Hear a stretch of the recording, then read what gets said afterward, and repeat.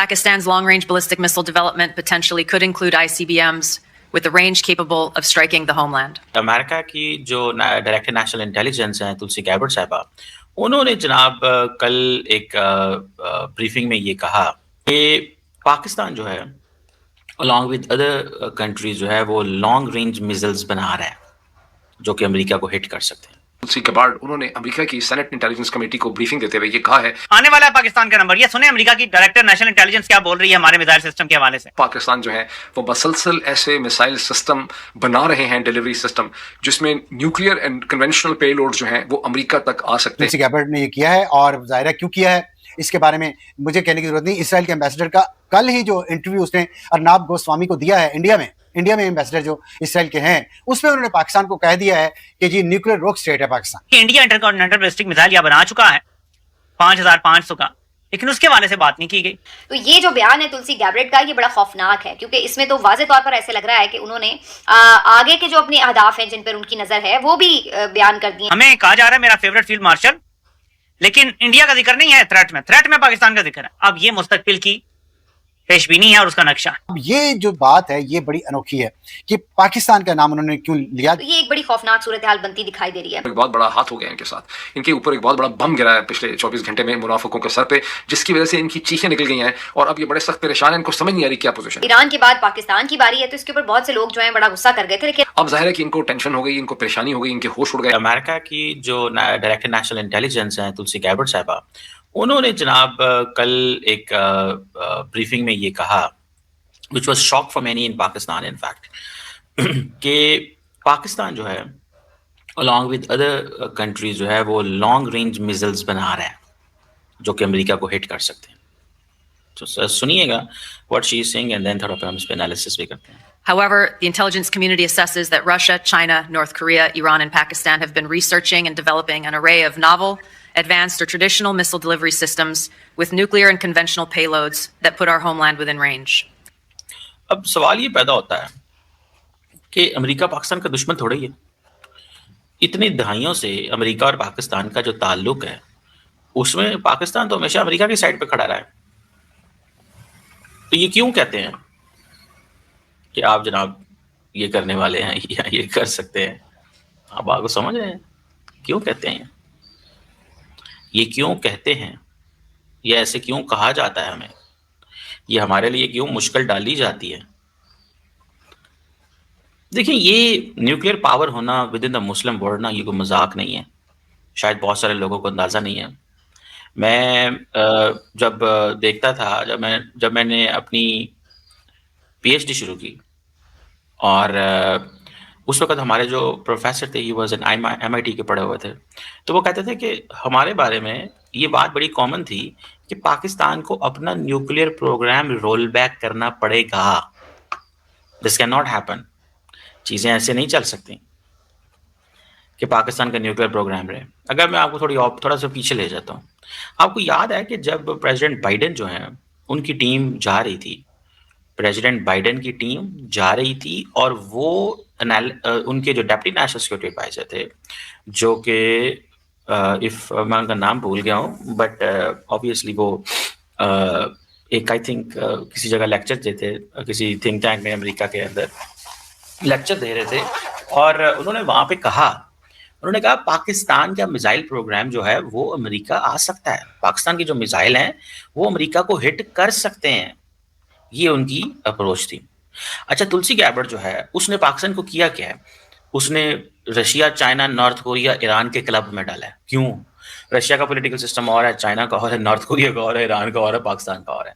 वो समझते हैं कि ये वो मुल्क हैं जो हमारे लिए किसी वक्त भी प्रॉब्लम क्रिएट कर सकते हैं।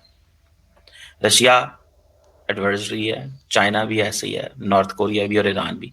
पाकिस्तान को बीच में क्यों फिट करते हैं? मुस्लिम कंट्री है और ये कहीं अपनी इंडिपेंडेंट फॉरेन पॉलिसी ना ले जाए। उनको इस चीज का पता है कि पाकिस्तान हमारे साथ उस तरह नहीं खड़ा होता है, एलाय जरूर है, लेकिन अपने नेशनल इंटरेस्ट को उस तरह सबड्यू नहीं करता जिस तरह और वेस्टर्न ममालिक करते हैं। ये है प्रॉब्लम कि अपने नेशनल इंटरेस्ट को उस तरह नहीं हमारे से मैच करता, रेजिस्ट करता रहता है जिस तरह बर्तानिया करता है या यूरोप करता है।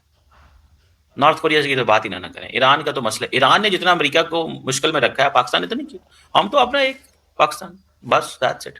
अब इंडिया के पास आईसीबीएम्स हैं 8,000 12,000 किलोमीटर वाले ठीक है, लेकिन तुलसी गैबर्ट क्या कहती है? तुलसी गैबर्ट कहती नहीं, इंडिया के मिसाइल नहीं हमारे पास आएंगे। यकीन है, तुलसी गैबर्ट को यकीन है कि इंडिया के मिसाइल हमारे पास नहीं आएंगे। रेंज उनके वो डिक्लेयर्ड रेंज है। इंडियंस की आईसीबीएम्स की इंटरकॉन्टिनेंटल बैलिस्टिक मिसाइल्स की रेंज डिक्लेयर्ड है, लेकिन वो कहती नहीं आएंगे ये हमारे पास। तो मतलब सवाल ये है कि पाकिस्तान की जो स्ट्रेटेजिक कैपेबिलिटीज हैं, उनकी जो मिसाइल रेंज है, जो पाकिस्तान का फोर्स पोस्टर है, वो they are basically for deterring India. वो पैन इंडिया आस्ते ने, वो इंडिया के लिए है, पाकिस्तान के लिए नहीं है कुछ भी। ठीक है जी। सो ये चीज जो है पाकिस्तान की जो न्यूक्लियर डॉक्ट्रिन है, that is based on credible minimum deterrence. सुन ले what I am saying, credible minimum deterrence. And इसका मकसद क्या है? To maintain strategic stability in South Asia. ये जरा ज़हन में रखें, to main strategic stability in South Asia. लेकिन इंडिया के आईसीबीएम टेस्ट को कोई नहीं लेता। उनका जो न्यूक्लियर आर्म्ड बैलिस्टिक मिसाइल के जो न्यूक्लियर सबमरीन्स हैं, एयरक्राफ्ट कैरियर, उनको कोई नहीं समझता। हमारा जो उनका ग्लोबल न्यूक्लियर फोर्स पोस्टर है, भाई उनके एयरक्राफ्ट कैरियर तो मुड़ सकते हैं, हमारे तो नहीं की, हमारे पास तो कोई एयरक्राफ्ट कैरियर नहीं है। लेकिन हमारे जो मिसाइल भी कहते हैं तो मिसाइल भी सानू नहीं चंगे लगते। ये this is what they are saying. That's मर्जी है उनकी, हम उनको थोड़ा कुछ कह सकते हैं कि भाई तुम ये क्यों कर रहे हैं, या ये आप क्यों कर रहे हैं, या कैसे कर रहे हैं, या क्या इसका मकसद क्या है आपका, ये क्यों आपने किया। वो ठीक है, उनकी मर्जी है यार। ऊपर एक बहुत बड़ा हाथ हो गया इनके साथ। इनके ऊपर एक बहुत बड़ा बम गिरा है पिछले 24 घंटे में मुनाफिकों के सर पे, जिसकी वजह से इनकी चीखें निकल गई हैं और अब ये बड़े सख्त परेशान हैं। इनको समझ नहीं आ रही क्या पोजीशन है, और वो ये है कि CIA के डायरेक्टर जॉन रैटक्लिफ ने और जो डायरेक्टर नेशनल इंटेलिजेंस हैं तुलसी गैबार्ड, उन्होंने अमेरिका की सेनेट इंटेलिजेंस कमेटी को ब्रीफिंग देते हुए ये कहा है कि हमारे पास जो एविडेंस है, सवाल जवाब हो रहे थे, उसकी एक वीडियो क्लिप छोटी सी आप देख सकते हैं, इस वक्त ट्विटर पर बहुत चल रही है, उसकी पूरी तफसीलात भी मैं आपसे शेयर करता हूँ। लेकिन उसमें एक सवाल का जवाब देते हुए उन्होंने कहा कि रूस, चीन, नॉर्थ कोरिया, ईरान और पाकिस्तान, कौन और पाकिस्तान जो है वो मसलसल ऐसे मिसाइल सिस्टम बना रहे हैं, डिलीवरी सिस्टम, जिसमें न्यूक्लियर एंड कन्वेंशनल पेलोड जो हैं वो अमेरिका तक आ सकते हैं। यानी दूर तक मार करने वाले मिसाइल सिस्टम जो है वो पाकिस्तान भी डिज़ाइन कर रहा है, रिसर्च कर रहा है, बना रहा है, जो अमेरिका के लिए एक खतरा है। अब चूंकि तुलसी गैबार्ड ने ये कहा है सेनेट इंटेलिजेंस कमेटी के सामने, यह मसला यह है कि आप सेनेट इंटेलिजेंस कमेटी के सामने जाके आपको सच बोलना पड़ता है, अदरवाइज आपकी परजरी हो जाती है कि आपने अमेरिका की सेनेट को मिसरीड किया। तो उन्होंने ये कह दिया कि पाकिस्तान भी बना रहा है। अब जाहिर है कि इनको टेंशन हो गई, इनको परेशानी हो गई, इनके होश उड़ गए। और होश उड़ने वालों में एक साहब जो है, उनका नाम है आबिद शेर अली। वो किसी तारुफ के मोहताज नहीं है। उन्होंने अंग्रेजी जुबान के अंदर, मेरा ख्याल है चैट GPT की मदद से एक लंबा चौड़ा उन्होंने ट्वीट लिखा है, जिसमें उन्होंने कहा है कि मुसलमानों के लिए ये बहुत ज़्यादा खतरा है, मुसलमानों को मुतहद होना चाहिए। और अब उनको ईरान का भी ख्याल आ रहा है, अब इनको इत्तेहाद का भी ख्याल आ रहा है। लेकिन ये आग आप लगाने में आप पाकिस्तानी सबसे आगे आगे थे, अपने इक़्तिदार को बचाने के लिए, उसको लेजिटिमेट करने के लिए हर वो जुर्म जो हो सकता था किसी क्राइम बुक के अंदर, वो इस पाकिस्तानी रजीम ने किया। लेकिन अब इनको नजर आ रहा है कि हमारा दे बिलीव कि पाकिस्तान ऐसे है, वो तो ऐसी है, तो फिर ऐसे है उनके लिए। लेकिन पाकिस्तान तो नहीं ये कर सकता ना, हमारे पास तो यार इतने रिसोर्सेज ही नहीं है। पाकिस्तान के पास इतने रिसोर्सेज नहीं है फ्रैंकली एंड ऑनेस्टली कि हम ये इतनी लंबी गेमें में पड़े, टू बी ऑनेस्ट। ठीक है जी। लेकिन क्योंकि हमारे हालात इस तरह के हैं कि बस हमें कह दिया जाता है इन्हें देखिए यार, यूएस होमलैंड हमारी रेंज में नहीं है। पाकिस्तान ने तो कभी ये भी नहीं कहा कि इजराइल हमारी रेंज में है। पता नहीं है कि नहीं, मुझे नहीं पता, वो थोड़ा देखना पड़ता है। ठीक है जी। लेकिन पाकिस्तान का जो न्यूक्लियर के कन्वेंशनल मिसाइल्स हैं, उनकी एक रियलिटी है इंडिया स्पेसिफिक। हमने सिर्फ पाकिस्तान के न्यूक्लियर वेपन्स इंडिया पे चलाने हैं, बस ये है। लेकिन अब सवाल ये पैदा होता है कि अगर पाकिस्तान की डिक्लेयर्ड मिसाइल की जो रेंज है, अगर वो 250 है, मिसाल वो कह रहे हैं ये तो मुंह से 250 कह रहे हैं, हो सकता है 350 हो, उनका ये व्यू है। या वो समझ गए हैं कि ये हासिल कर रहे हैं। हासिल करने से क्या होता है, पहले ही प्रीएम्प्टिव सैंक्शन ला दो। ये बेसिकली हमें पता क्या कर रहे हैं हमारे साथ, ये नहीं कि पता, basically they want pressure, under pressure लेके आना चाहते हैं। आपको पता है इस खिते में क्या हो रहा है इस वक्त। So they want to keep us under pressure. They want to keep us under pressure. वो under pressure रखना चाहते हैं हर कीमत पे। ये ना उठन, इन्ना दा शेर उठन चुकन देना थलेदार दे बस, बस। और मुसलमान दुनिया में पाकिस्तान, अच्छा ये बात डेमोक्रेट्स तो कर गए। अच्छा वो हमने देखा कि ये डेमोक्रेट्स क्यों करके गए हैं। So they put things in archive, वो आर्काइव में छोड़ के चले गए थे। अब ये आए हैं तो इन्होंने आर्काइव से वो निकाल लिया। एंड तुलसी गैबर्ट जो है, अगर मैं मैडम के बारे में बात करूं तो Tulsi Gabbard was on the left side of President Trump. ये तो दोबारा इमर्ज हुई हैं, ये तो दोबारा इमर्ज हुई हैं। तुलसी गैबर्ट जो थी, she was on the left side of President Trump. ये तो जब से इन्होंने कहा था कि ईरान के पास, ईरान हमारे लिए थ्रेट नहीं है, ईरान पे हमला नहीं करना चाहिए, इनको तो कोई बुलाता नहीं था मीटिंग्स में। आप सारा अमेरिकन मीडिया उठा के देख लें। अब जारी बात है वो दोबारा उन्होंने अपनी लॉयल्टी और वो किया है सारा, और अब वो दोबारा 18, ये आपको पता है एक ही तो उन्होंने विजिट किया दुनिया का, और वो इंडिया आई थी और आई थिंक साउथ कोरिया या जापान ये तक की आई थी, तो इंडिया भी आई थी, 1-2 दिन रह के गई थी, और पूरा फिर उन्होंने सवाल जवाब पाकिस्तान के बारे में भी हुए, बहुत कुछ हुआ है ऑल दिस। है वो ये भी है कि जो अमेरिका की इंटेलिजेंस डायरेक्टर हैं तुलसी गैबरेट, उनकी तरफ से एक बड़ा खौफनाक बयान सामने आया। आज उन्होंने सेनेट में ब्रीफिंग देते हुए ये कहा कि रूस, चीन, शिमाली कोरिया, ईरान और पाकिस्तान ये मिसाइल जौहरी, रिवायती और दोनों तरह के तैयार कर रहे हैं ये ममालिक, और वो कहते हैं कि ये अपनी रेंज इतनी बढ़ा रहे हैं कि जो अमेरिका तक, हमारी होमलैंड तक जो है वो मार कर सकती है। तो उनका ये कहना है, यानी उनके बयान का मकसद ये था कि जनाब ये अपने जौहरी जो असासे हैं और जो अपनी टेक्नोलॉजी है उसको उस रेंज तक ला रहे हैं कि ये ममालिक अगर अमेरिका को हिट करें तो ये उनकी रेंज वहां तक पहुंच सकती है, इसलिए हमें उनसे खतरा है। तो ये जो बयान है तुलसी गैबरेट का, ये बड़ा खौफनाक है, क्योंकि इसमें तो वाज़े तौर पर ऐसे लग रहा है कि उन्होंने आगे के जो अपने अहदाफ हैं जिन पर उनकी नज़र है वो भी बयान कर दिए हैं। रूस और चीन का तो सबको ही पता है कि वो समझते हैं कि उनके लिए थ्रेट है, लेकिन साथ में उन्होंने ईरान और पाकिस्तान का भी नाम लिया है। तो पाकिस्तान के हवाले से कुछ दिन पहले ही ये डिस्कशन बड़ी चल रही थी कि जनाब क्या अगली बारी पाकिस्तान की है, और अब जो उन्होंने स्टेटमेंट दिया है उससे तो वाज़े तौर पर लग रहा है कि वो पाकिस्तान को भी इसी लिस्ट में डाल रहे हैं कि जी जो ममालिक जो हैं वो जौहरी अपनी कैपेसिटी बढ़ा रहे हैं तो उनसे जो अमेरिका को खतरात लाहक हैं तो उसमें तो वो पाकिस्तान को भी शामिल करें। मैडम जो है, मैडम को इस चीज़ का पता है कि क्या होने वाला है या किस तरह चीज़ें चलने वाली हैं या क्या, मतलब शी अंडरस्टैंड्स एवरीथिंग, बड़े केयरफुली उनको अंडरस्टैंडिंग है यार, ये थोड़ी है कि उनको अंडरस्टैंडिंग नहीं। और उन्होंने इस चीज़ सबको देखा है, जारी बात है, उन्होंने महसूस किया है कि किस तरह चीज़ें जो है वो हो रही हैं या किस तरह होनी है। अब वो तुम्हारा, अच्छा बहुत सारे लोगों का कहना यह है कि ये बहुत ज़्यादा भारत के करीब है। ठीक है, भारत के करीब होना इनकी अपनी एक वो होती है, ठीक है। अब मुझे नहीं पता कि वो जिसे कहते हैं ना क्या होगा और क्या नहीं होगा, लेकिन मैं आपको एक चीज़ तो जो है ना वो बड़े केयरफुली बता सकता हूँ, और वो ये है कि पाकिस्तान के लिए चैलेंजेस बहुत ज़्यादा हो गए हैं, बहुत ज़्यादा, ये मैं आपको बताऊँ। और हमें, हमारे लिए एक वो जिसे कहते हैं ना पूरा एक फ्रेमवर्क तैयार किया जा रहा है। बहुत सारे लोग कहेंगे क्या फ्रेमवर्क तैयार किया जा रहा है, ठीक है ना जी, ये क्या हो रहा है आपके साथ। देखिए मैंने आपको बताया, बीइंग अ मुस्लिम कंट्री हमारे लिए चैलेंज हैं और ये रहेंगे, और ये खत्म नहीं होने लगे। और वो समझते हैं कि साउथ एशिया उनके लिए बहुत बड़ा सिक्योरिटी थ्रेट है, हमें वो समझते हैं मैनेज करना है इनको। सुन लिया आपने, चाइना, रशिया और बीच में पाकिस्तान भी शामिल है, बाकियों का क्या, ईरान का भी नाम ले लिया कि ये ऐसे मिसाइल बना रहे हैं जो अमेरिका पहुंच सकते हैं। भाई पाकिस्तान का पैसा मिसाइल बना रहा है, पाकिस्तान के तो जर्नलों ने कहा 2000 से ऊपर जाने नहीं देना, 2500 मैक्सिमम है या 2750 वैसे कहते हैं शाहीन मिसाइल की है। लेकिन मुशर्रफ ने आपको पता है रोक दिया था साइंसदानों को कि तुमने ये इंटरकॉन्टिनेंटल बैलिस्टिक मिसाइल का सोचना भी नहीं है। देखिए जर्नलों की रेड लाइन अमेरिका है, जर्नलों की रेड लाइन इसराइल है।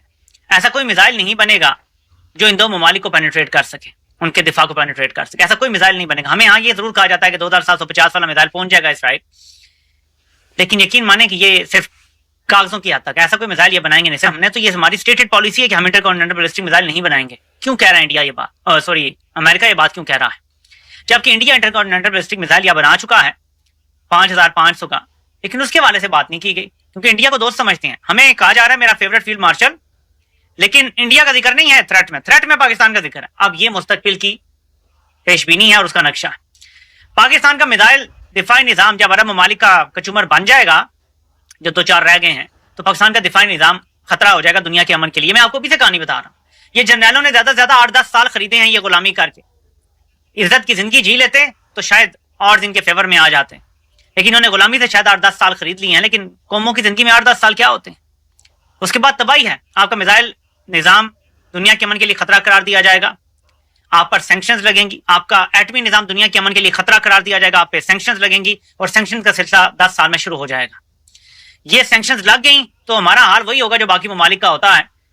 इसलिए मैं इन जर्नैलों को बार बार पैगाम देने की कोशिश करता हूं अपने वीडियो के वसातत से कि देखें, आपने इक़्तिदार इंजॉय किया, 78 साल हो गए, बिला शिरकत गैर आपने इस मुल्क को कंट्रोल में रखा, अपना काम। दोस्तों, अमेरिका की नेशनल इंटेलिजेंस चीफ जो है ना, मतलब कि तुलसी गबार्ड, उन्होंने बोला है कि भाई पाकिस्तान जो मतलब कि जो मिसाइल बना रहा है, इतनी लॉन्ग रेंज की मिसाइल बना रहा है, इंटरकॉन्टिनेंटल मिसाइल बना रहा है, तो भाई ये अमेरिका को हिट कर सकती हैं। ये कहना है तुलसी गबार्ड का, जो कि भाई सो अमेरिका की नेशनल इंटेलिजेंस चीफ है। तो मतलब कि ये बयान क्यों आया? मतलब कि हमने पहले से देखा था कि जो नेतन्याहू हैं, बीबी नेतन्याहू हैं, क्या बोलते हैं, इजराइल के जो प्रेसिडेंट है, उन्होंने एक इंटरव्यू में बता रखा है कि पहले हमारा टारगेट होगा ईरान, उसके बाद हमारा टारगेट होगा पाकिस्तान। मतलब कि अगला टारगेट पाकिस्तान है। मतलब कि ईरान में जो अभी मसला चल रहा है ना भाई, तो जो वॉर चल रही है, उसके बाद क्या कहा जा रहा है कि पाकिस्तान का जो न्यूक्लियर प्रोग्राम है ना, उसको डिसमेंटल करना है। भाई साहब, इजराइल और अमेरिका का ये मकसद है। तो अब पाकिस्तान कहाँ मुँह छुपाएगा? क्योंकि भाई साहब पाकिस्तान तो वाशिंगटन में, मतलब कि वाशिंगटन डीसी में बैठ के, वाइट हाउस में बैठ के भाई साहब डिनर कर रहा था ट्रंप के साथ में। तो अब ट्रंप कैसे दुश्मन बन गया भाई साहब? मतलब कि ये है कि अमेरिका मतलब कि भाई पाकिस्तान को बस गोद में खिला रहा है, दूध पिला रहा है, गोद में खिला रहा है, बस यही काम है बस अमेरिका का, ये कर रहा है। क्योंकि भाई उसे अभी पाकिस्तान की ज़रूरत है, अभी ईरान वगैरह के लिए फ़ौज भेज सकता है पाकिस्तान, तो भाई अमेरिका को अभी ज़रूरत है। लेकिन भाई साहब जब ज़रूरत नहीं होगी तो दूध में से मक्खी की तरह पाकिस्तान को निकाल के फेंक दिया जाएगा। और भाई ये जो मिसाइल सिस्टम पाकिस्तान बना रहा है ना, मतलब कि ये तो भाई भारत ने पहले से बना रखा है भाई। अमेरिका क्या बोलते हैं, भारत के इंटरकॉन्टिनेंटल जो मिसाइल्स हैं, वो तो भाई साहब अमेरिका तक इजीली पहुंच सकती है। लेकिन अमेरिका की मजाल नहीं है कि भाई भारत को कुछ कह सके, क्योंकि तुलसी गबार्ड ने बताया कि भारत से हमें कोई खतरा नहीं है, भाई। भारत से कोई खतरा नहीं, हमें खतरा है पाकिस्तान से। पाकिस्तान जो पंगे लेता है ना, मतलब कि कहता है कि मैं मुस्लिम उम्मा का भाई साहब चौधरी बना पड़ा हूँ, भाई हम एक वाहिद कौम है, कहते हैं ना उर्दू में, वाहिद कौम है जिनके पास न्यूक्लियर मिसाइल सिस्टम है। तो भाई साहब अब यही तुमसे छीने जाएंगे क्योंकि भाई ये जो भाई ईरान में वॉर हो रही है, किस वजह से हो रही है? ये सिर्फ इसी वजह से हो रही है कि ईरान कहीं अपने न्यूक्लियर मिसाइल सिस्टम ना बना ले। इस वजह से हो रही है कि ईरान का जो न्यूक्लियर मिसाइल सिस्टम है उसको तबाह कर दिया जाए। और क्या बोलते हैं, ये पूरी इंसानियत के लिए अच्छी बात होगी, क्योंकि पूरी इंसानियत के लिए खतरा था। जो इनका न्यूक्लियर मिसाइल सिस्टम था उस वजह से ईरान नहीं बना पाया, ठीक है भाई। सो और वो बनाने जा रहा था तो उस वक्त ही मतलब कि भाई वॉर छिड़ गई, भाई अमेरिका और इसराइल ने हमला कर दिया। तो भाई अब ये जो पाकिस्तान जो सोच रहा है कि भाई साहब मैं तो भाई चौधरी हूँ दुनिया का, भाई मैं तो कुछ भी कर सकता हूँ, भाई कुछ नहीं कर सकते। तुम पहले भी कुछ नहीं कर पाए थे, अभी भी कुछ नहीं कर पाओगे। हाँ, तुमने भाई साहब ये न्यूक्लियर मिसाइल सिस्टम बना लिया, लेकिन भाई साहब अब ये ज़्यादा दिन तक तुम्हारे पास नहीं रहने वाला। क्योंकि भाई अब जो इशारे आ रहे हैं ना, भाई वो अब मतलब कि ऐसे हटेंगे नहीं भाई। क्योंकि अब पाकिस्तानी सोच रहे हैं ना कि भाई सब ईरान के साथ में ये जंग करके अब ये शांति से बैठ जाएंगे। नहीं भाई, नहीं। अमेरिका तो चलो ठीक है, अभी बैठ भी जाएगा तो थोड़ा प्रेशर वगैरह होगा उनकी जनता की तरफ से। लेकिन भाई जो इजराइल है ना, इजराइल तो नहीं बैठने वाला। इजराइल की तो मजबूरी है भाई साहब। ईरान में घुसने की मजबूरी थी, अब पाकिस्तान में घुसने की भी इजराइल की तो मजबूरी है। तो भाई इजराइल का जब किसी देश पे कूच करेगा तो भाई अमेरिका तो साथ देगा ना भाई इजराइल का। क्योंकि भाई साहब इजराइल का तो अला ही है बहुत तगड़ा भाई साहब। मतलब कि पिछली जो जंग हुई थी 1973 में, जो जंग हुई थी इजराइल और खाड़ी देशों के बीच में, तब भी अमेरिका भाई साहब कूदा था और इजराइल के साथ में मतलब कि जंग लड़ी थी खाड़ी देशों के खिलाफ। तो भाई अमेरिका तो भाई साहब हमेशा से अब इजराइल के साथ में है। लेकिन भाई साहब जो खाड़ी देशों का हाल तो भाई बुरा हाल हो रहा है। क्योंकि भाई इजराइल जो भी रिटेलिएशन कर रहा है ना, वो GCC कंट्रीज़ पे कर रहा है। मतलब कि भाई कि इतनी हिम्मत नहीं हो रही है ईरान की। मतलब इजराइल पे तो चलो अटैक कर रहा है, इजराइल तो उनकी रेंज में, लेकिन भाई साहब मतलब कि अमेरिका भी तो साथ दे रहा है, अमेरिका पर भी तो अटैक करा जाएगा ना ईरान की तरफ से। लेकिन भाई ईरान नहीं कर पा रहा भाई, ईरान कैसे कर पाएगा भाई?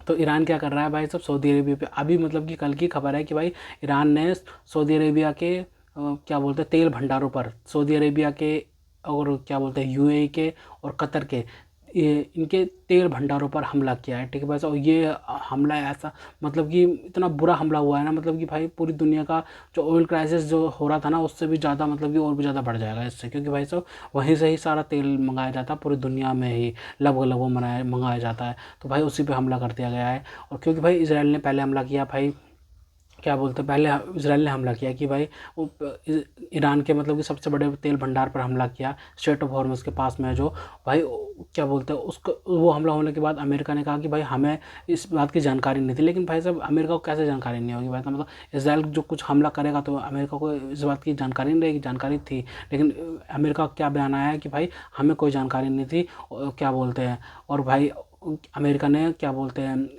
ईरान को धमकाया है कि भाई अब कोई भी तुम्हारे तेल भंडार पे हमला नहीं होगा, और अब तुम कतर पे हमला नहीं करोगे, कतर के तेल भंडार पे हमला नहीं करोगे, सऊदी के भी नहीं और यूएई के भी नहीं।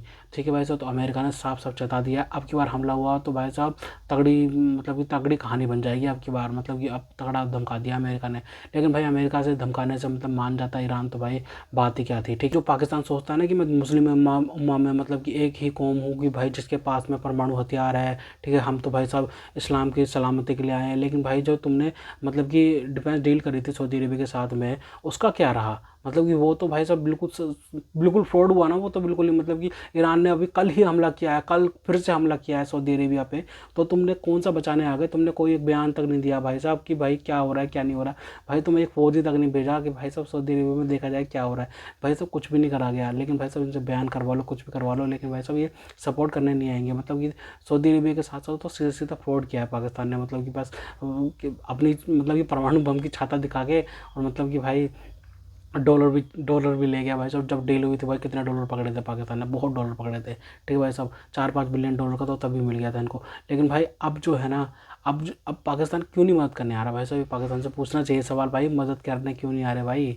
मदद तो करो। तो खैर, तो दोस्तों अगर आपको हमारी ये वीडियो पसंद आई तो कम से कम व्हाट्सएप पर जरूर शेयर कीजिएगा। साथ साथ चैनल को सब्सक्राइब करके हमारा मनोबल जरूर बढ़ाएगा, ताकि हम आपके लिए ऐसे ही मनोरंजन वीडियो बनाते रहें। तो ऐसे मिलते हैं आपसे अगली वीडियो में, तब तक के लिए जय हिंद।